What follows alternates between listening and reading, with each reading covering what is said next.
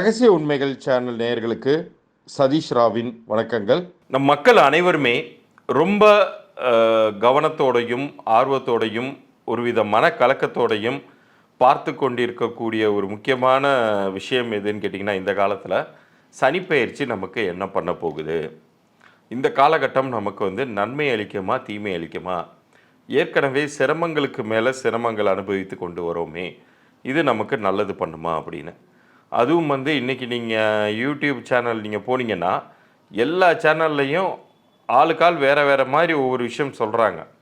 அது வேற உங்களை குழப்பி அடிச்சிருக்கும். ஆனால் இந்த ஒரு பதிவு, இப்போ நீங்கள் பார்த்து கொண்டு இருக்கக்கூடிய இந்த ஒரு பதிவு நீங்கள் பார்த்தீங்கன்னா நீங்கள் 2.5 வருஷத்தை மறந்துடுங்க. ஏன்னா சனி பயிற்சிங்கிறது இப்போ வாக்கிய பஞ்சாங்கப்படி ஆல்ரெடி ஆயிடுச்சு. 20ஆம் தேதியே சனி பயிற்சி ஆயிடுச்சு. 20 டிசம்பர் 2025 மார்ச் வரைக்குமே இருக்க போகுது. ஆனால் நம்ம ஸ்லோவாகவே போவோம். இந்த ஒரு வருஷ காலம் எப்படி இருக்க போகுது, சனிப்பெயர்ச்சி என்ன பண்ண போகுது அப்படிங்கிறத நீங்கள் புரிஞ்சுக்கிட்டிங்கன்னா அடுத்தடுத்த காலகட்டங்களில் நீங்கள் நல்லாவே சேஃபான பிளேஸில் வச்சுக்கலாம். இதில் நான் அனைத்து ராசினருக்கும் சொல்ல விரும்புவது என்னவென்றால், எல்லாருக்குமே இந்த காலகட்டத்தில் ஏதோ ஒரு வகையில் வாய்ப்பு கொடுக்க தான் செய்யுது. அது சனிப்பெயர்ச்சினால் இல்லைன்னாலும் குரு பெயர்ச்சினால் நிகழவே போகுது. ஆனால் அது எந்தெந்த காலகட்டம்னு தெரிஞ்சால் தானே நீங்கள் அதற்கு தகுந்தாப்பில் திட்டமிட முடியும்.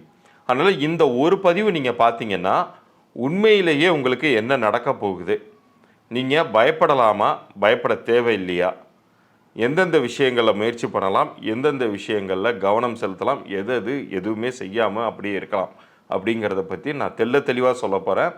இது கிரகங்களின் அடிப்படையில் இருக்கக்கூடிய பலன்களாக இருக்கிறதுனால ஒவ்வொருத்தரும் அவங்களுடைய ராசிக்கு தகுந்த பலன்களை இப்போது நீங்கள் பார்க்கலாம்.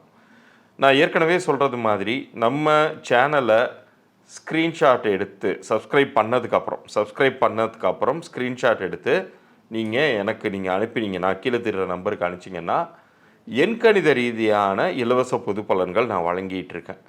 அது உங்களுடைய பெயர், உங்களுடைய பிறந்த தேதிக்கும் கூட்டு எண்ணிற்கும் பொருந்திருக்கா பொருந்தலையா அந்த அளவில் மட்டும் உங்களுக்கான பொது பலன்கள் கொடுப்பேன். கூடுதலாக உங்கள் பிறந்த தேதியின் சிறப்பம்சங்களை பற்றியும் நான் அதில் சொல்லுவேன். இதே வியாபாரிகளுக்கு வியாபார பெயர் பொருந்திருக்கா பொருந்தலையாங்கிற தகவலையும் சொல்லுவேன். பிறந்த குழந்தைகளுக்கு நீங்கள் பேர் வச்சுருந்தீங்கன்னா பேரோட அந்த குழந்தையுடைய பிறந்த தேதியும் நேரத்தையும் அனுப்புங்க. பேர் வைக்கலைன்னா அந்த நட்சத்திரம் என்ன, அதுக்கான எழுத்துக்கள் என்னன்னு சொல்லுவேன். பேர் வச்சுருந்தீங்கன்னா அந்த பேர் பொருந்திருக்காங்கிறத இலவச பொது பலன்களாக நான் கொடுக்குறதா இருக்கேன். ஆனால் நான் மறுபடியும் சொல்கிறேன், நம்ம சேனலை நீங்கள் சப்ஸ்கிரைப் பண்ணிவிட்டு லைக்கும் தட்டிட்டு நீங்கள் அது ஸ்க்ரீன்ஷாட் எடுத்து உங்களுடைய பிறந்த தேதி, பெயர், உங்கள் வியாபார பெயர் இந்த தகவல்களோடு அனுப்பிச்சிங்கன்னா உங்களுக்கான பதில்கள் 3 நாட்களுக்குள்ளார நான் அனுப்பிச்சி வைப்பேன். இப்போ பலன்களுக்குள்ளார போகலாம். மிதுன ராசிக்காரர்களுக்கு இந்த சனிப்பெயர்ச்சி குரு பெயர்ச்சி காலகட்டம் எப்படி இருக்க போகுதுங்கிறத பார்ப்போம். முதலையே சொல்லிடுறேன், நீங்கள் நிறைய ப்ரோக்ராம்ஸ் பார்த்து குழப்பிக்க கொள்ள வேண்டாம். இதில் நான் சொல்லியிருக்கிற விஷயங்களை நீங்கள் கடைபிடித்தாலே அல்லது புரிந்து கொண்டாலே போதுமானது. 80% உங்களுக்கு மிக நன்மையான காலகட்டங்கள். இதுக்கு மேலே என்ன வேணும்? டிஸ்டிங்ஷனில் பாஸ். ரொம்ப ஒரு அற்புதமான ஒரு காலகட்டம் தான். காரணம் என்ன தெரியுங்களா? உங்களுக்கு 11ஆம் வீட்டில் குரு நிற்கிறார். இந்த சனிப்பெயர்ச்சிங்கிறது 20ஆம் தேதி நடந்துருச்சு. வாக்கிய பஞ்சாங்க அடிப்படையில் 20 டிசம்பர் 2023 நிகழ்ந்துருச்சுனாலும் திருக்கணித அடிப்படையில் 17 ஜனவரி தான் நடக்குது. பட் ஆனால் முற்பலன்லாம் கொடுக்க ஆரம்பிச்சிருப்பார் சனி பகவான். சனி உங்களுக்கு 9ஆம் வீட்டில் நிற்கிறார். இதனால் கெடுதல்கள் எதுவும் விளைந்திருமா அப்படின்னு கேட்டால், அவர் தானே உங்களுக்கு பாக்யஸ்தானாதிபதி. பாக்யாதிபதி எப்படி உங்களுக்கு கெடுதல் பண்ணுவார்?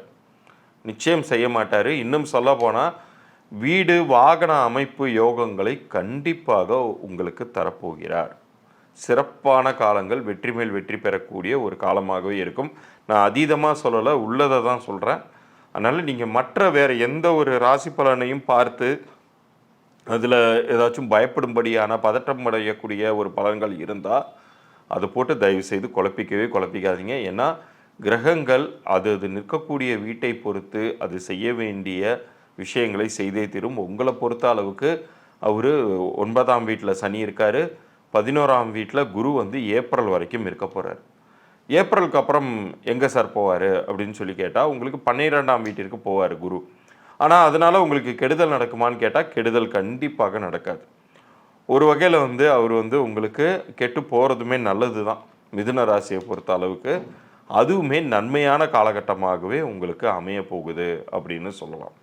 முக்கியமாக முயற்சிகளுக்கு குறை வைக்காதீங்க. உங்களுடைய முயற்சிகளுக்குரிய ஒரு நல்ல வெற்றி அப்படிங்கிறது உறுதியாக கிடைக்கக்கூடிய ஒரு நல்ல காலமாக இது இருக்க போகுது. இந்த நல்ல மாற்றங்கள் உங்களுக்கு தொழில் உத்தியோகத்தில் ஜூலை வரைக்குமே கூட உங்களுக்கு நல்ல மாற்றங்கள் அப்படிங்கிறது ஏற்படும். இந்த காலகட்டத்தில் ஒரு ஜாபில் இருக்கிறவங்களுக்கு ப்ரொமோஷன் கிடைக்கலாம், உயர் அதிகாரிகளுடைய ஆதரவு கிடைக்கலாம், தொழில் ஸ்தானத்தில் தொழில் வாய்ப்புகளை தேடி போகிறவங்களுக்கு நல்ல ஒரு ப்ராஃபிட்டபிளான பிஸ்னஸ் அமையும். ஏற்கனவே பிஸ்னஸ் பண்ணிகிட்டு இருக்கிறவங்களுக்கு ஒரு நல்ல ஒரு கேஷ் ஃப்ளோ, ஒரு பிஸ்னஸ்னால இன்கம் ஃப்ளோங்கிறது இருக்கவே போகுது.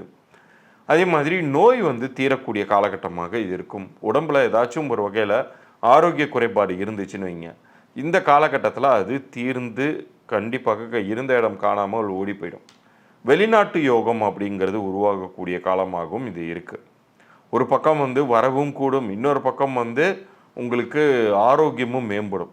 இதில் வித்தியாசமான ஒரு விஷயம், சரி உங்களுடைய ராசிக்கு உங்களுக்கு மட்டும்தான் ஆரோக்கியம் நல்லபடியாக இருக்குமா அப்படின்னு கேட்டால், இது நாள் வரைக்கும் உங்கள் வீட்டில் யாராச்சும் உங்கள் பெற்றோர்களுக்கு உடம்பு சரியில்லாமல் மருத்துவ வழி செலவுகள் இருந்துக்கிட்டு இருந்துச்சுன்னு வைங்க, நீங்கள் கவனித்து பாருங்கள், இந்த 2024 வருஷத்தில் ஜூலை டு செப்டம்பருக்குள்ளார அவங்களுடைய உடல் ஆரோக்கியம், பெற்றோர்களுடைய உடல் ஆரோக்கியங்கள் கூட மேம்படும்.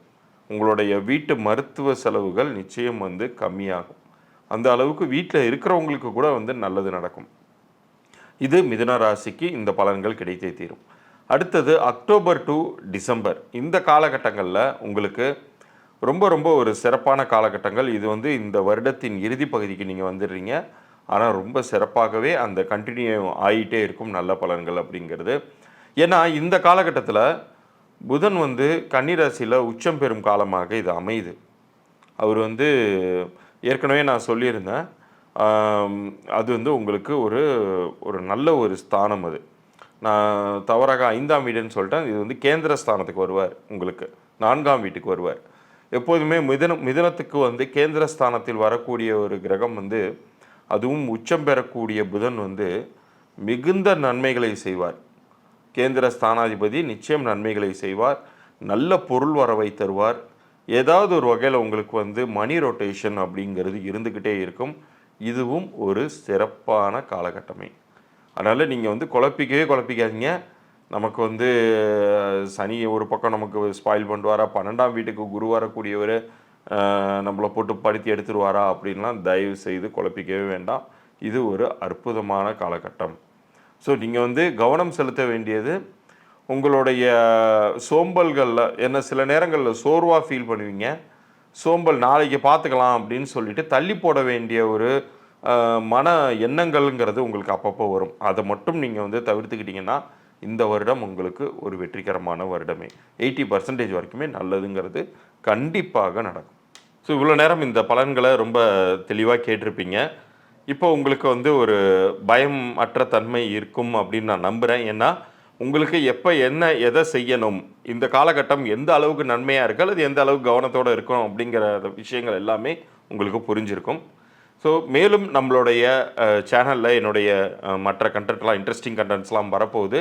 தொடர்ந்து ஆதரவு தாருங்கள். இன்னும் நிறைய சுவாரஸ்யமான பதிவுகளுடன் உங்களை சந்திக்கிறேன். நான் ஏற்கனவே சொன்னது மாதிரி நம்ம சேனலை லைக் பண்ணி உங்களுடைய ஃப்ரெண்ட்ஸுகளுக்கும் ஷேர் பண்ணுங்கள். ஏன்னா இந்த நல்ல தகவல்கள் உங்களுடைய மற்ற ரிலேஷன்ஸுக்கும் ஃப்ரெண்ட்ஸுக்கும் போகணும் அப்படிங்கிற நல்லுள்ளத்தோடு அனுப்பிச்சி விடுங்க. நீங்களுமே சப்ஸ்கிரைப் பண்ணி ஸ்க்ரீன்ஷாட் எடுத்து உங்களுக்கான இலவச பொது பலன்களை பெற்றுக்கொள்ளலாம் 3 நாட்களுக்குள். மீண்டும் நன்றி கூறி விடைபெறுகிறேன். நன்றி.